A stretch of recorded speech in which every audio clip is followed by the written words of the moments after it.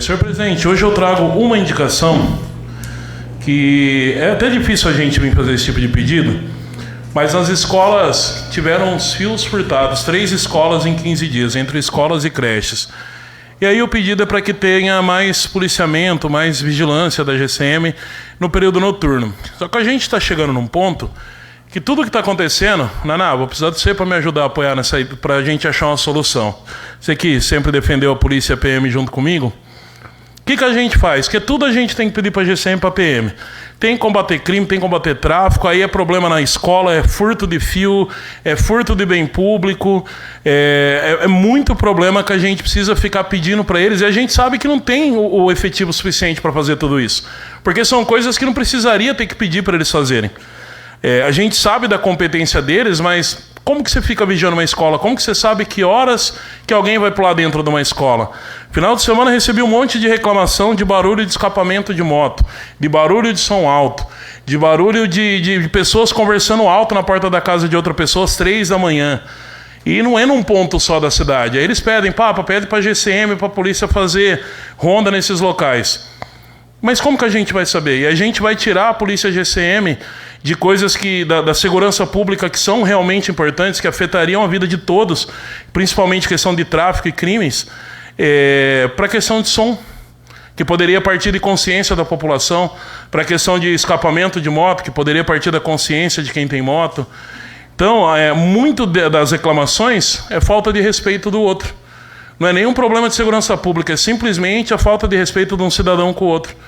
O cara está às 3 da manhã tentando dormir, para descansar, para trabalhar no outro dia, e tem gente fazendo barulho. E aí entra o problema do quê? Dos nóia. Porque cara que rouba fio de escola é nóia, não é bandido, é nóia, é usuário de droga. O cara rouba isso aqui para vender em ferro velho, em alguma coisa, para poder comprar pedra. A gente sabe a realidade. Então, em vez de pedir para aumentar o policiamento, o que a gente precisa pedir? Para que tenha ações nos ferros velhos. E aí a gente vai atrapalhar um monte de pessoas de bens que trabalham de forma correta por causa que tem alguém comprando. Porque se eles estão roubando, é porque tem para quem vender. Isso aqui não vai ser vendido para uma casa de material de construção, não vai ser vendido para uma obra. Eles vão picar isso aqui, vão queimar, vão descascar e vão vender como cobre. Então a gente está numa situação que a gente tem que ficar pedindo segurança pública, que estaria fazendo um trabalho mais sério, para ficar cuidando de escola, porque tem nóia roubando. A gente tem que ficar pedindo, ligando para a GCM de noite, de madrugada, porque tem gente fazendo barulho na frente da casa do outro com escapamento de moto, porque está com o som alto, desrespeitando não só a lei, mas desrespeitando a pessoa. Então, Naná, não sei o que a gente faz, é tanto pedido que a gente tem que ficar pedindo para a GCM, para a PM, é vigiar a porta das escolas por causa de tráfico, por causa de briga, por causa de desentendimento. A gente tem que ficar pedindo por causa de questão de furto de fio. É o que eu falei, o tanto de escola que a gente tem em Lençóis. Eu acho, posso estar enganado, mas pelo tanto de escola e creche, se a gente colocar uma viatura da GCM, das que a gente tem, e uma da PM, eu acho que ainda não cobre todas as escolas se a gente deixar na porta. 24 horas eu acho que não cobre. A Lúcia deve saber isso, né, Lúcia? Não tem efetivo para cobrir, né? Então como que a gente faz? A gente teria que, se a gente deixar 24 horas com o efetivo que a gente tem, não tem uma viatura suficiente para cada creche, para cada escola.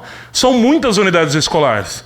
Não é nem a questão que o nosso efetivo realmente poderia ser maior. Claro, seria melhor para a gente. Mas nós temos um efetivo bom e competente. Mas não dá para a gente ficar pedindo para ficar 24 horas na porta de escola. Eu lembro que foi, acho que a própria Lúcia fez uma indicação. Pode ir lá, Lúcia. Acho que até você tinha feito uma indicação pedindo também a segurança nas escolas, né, durante o dia. E esse aqui eu tenho que pedir agora durante a noite por causa de roubo de fio. Porque rouba fio as crianças nesse calor, fica sem ventilador, sem água gelada, dependendo da sala, não dá nem para ter aula com a situação que a gente está. Senhor presidente, então só para mim completar, deixo aqui que eu farei uma indicação ou requerimento com o nome de todos os vereadores que quiserem assinar, pedindo para que amplie o número de câmeras de segurança ao redor das escolas, que se estude a possibilidade de criar atividade delegada da GCM do nosso município. E também estarei falando com o capitão Torres, até tive uma reuniãozinha com ele hoje, vou estar falando com ele novamente. Pretendo até marcar na Câmara e convidar todos os vereadores que tiverem interesse, para a gente estar tentando implantar, que já tem a vizinhança solidária no município, mas fazer uma especial focada nessas escolas, em volta das escolas e creches do município, para a gente tentar resolver esse problema, porque tem criança ficando sem aula por causa de vagabundo roubando a fiação. Dudu, estava ouvindo sua fala, eu recebi algumas reclamações parecidas, mas de pessoal que tem poço e às vezes a água, boa parte da água é usada, por exemplo, para água jardim, essas coisas que não vai para o esgoto. E estava pensando em algumas soluções há alguns dias, e agora você falando isso voltou à tona as ideias. Uma das ideias, para quem usa muita água para esse sentido que realmente não vai para o esgoto, uma das ideias poderia ser feito, por exemplo, hoje a gente tem o WAVE, que é o estudo de impacto de vizinhança, ser feito um estudo de impacto hidrográfico. Então a prefeitura criar uma tabela que, de acordo com a utilização da água, ser baseada na taxa de esgoto. Então, se eu tenho uma empresa, por exemplo, que você citou de gelo, do gelo, quanto por cento dessa água realmente vai para o esgoto? 20%? Então, cobrado em cima de 20% do consumo de água, em vez de ser cobrado de 100%. Um hotel, por exemplo, que às vezes usa muita água para aguar, para algo do tipo, então vai ser cobrado, quantos por cento dessa água vai realmente para o esgoto, quantos por cento não vai? 50%? Então vai ser cobrado proporcional a 50% do consumo de água. Eu entendo, tem as questões menores, só que eu acho que se for uma questão muito menor, fica difícil fazer um estudo de impacto direcionado. Se for uma questão muito maior, compensa fazer esse estudo de impacto. Então acho que uma ideia seria talvez isso, criar um estudo para cada ocasião, que é difícil a gente generalizar, pegar todas as áreas. Eu concordo, se der para baixar a taxa de esgoto para todo mundo, melhor para a população, principalmente para a população pobre, que vai baixar o valor da conta de água. Acho difícil? Acho difícil, porque um dos motivos da taxa nossa ser alta é o valor da água ser um pouco mais baixo do que em qualquer cidade da região. Não que eu acho que deveria ser mais caro, deixando isso bem claro, por mim poderia ser até mais barato, mas a gente sabe que tem um custo para manter os serviços funcionando. Então, mas eu acho que uma ideia seria isso, talvez criar um estudo, uma empresa grande que tem um porte melhor, paga esse estudo, apresenta esse estudo e em cima disso ser cobrado proporcional à utilização da água. Então, é poço, independente se é poço ou não, é que poço normalmente, as reclamações que eu recebi de quem tem poço. Mas ele tem um hotel, ele gasta para aguar, 50% da água vai para aguar a planta, ou seja, não vai para o esgoto.